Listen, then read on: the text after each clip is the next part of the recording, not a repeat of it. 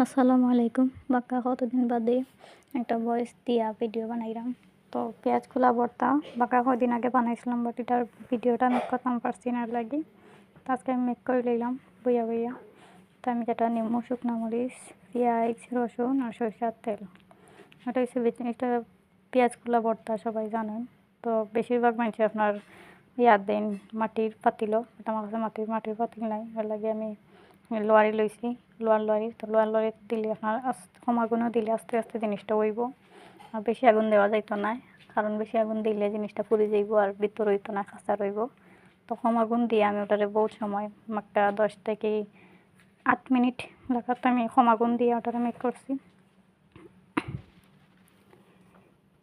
এবার ভাজাটা হয়ে গেলে আমি তুলি লাইমু, তুলি এক সাইড করে রেখে দিমু, দেখা তো কিলা হয়েছে। আর এক সাইডে আমি গুণ হরাইয়া পেঁয়াজগুন তোরে আমার বন্ডে কইছি তাই চুলাইয়া দিত, আর আমি অন্য পাশে শুকনো মরিচগুন টালি লাইমু। আর তাই এবার পেঁয়াজগুন আর রসুন এগুন পালা করে চুলাইয়া আমার এদের পরিষ্কার করিয়া।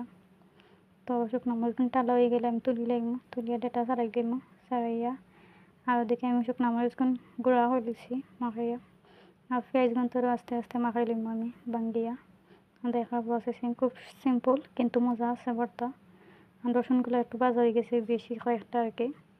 তো ভালো করে মাখাই আমি দিলাইমু লবণ দিছি নাই, আর দিলামু যে শুকনো মরিচটা, আর দিলাইমু সরিষার তেল। বেশ কিচ্ছু লাগতো না, মাছের ধনিয়া পাতা আছে না, বাট ধনিয়া পাতা দিলে আরও মজা হইল না। ও পর্যন্ত ভিডিওটা ভালো থাকবে। আসসালামু আলাইকুম।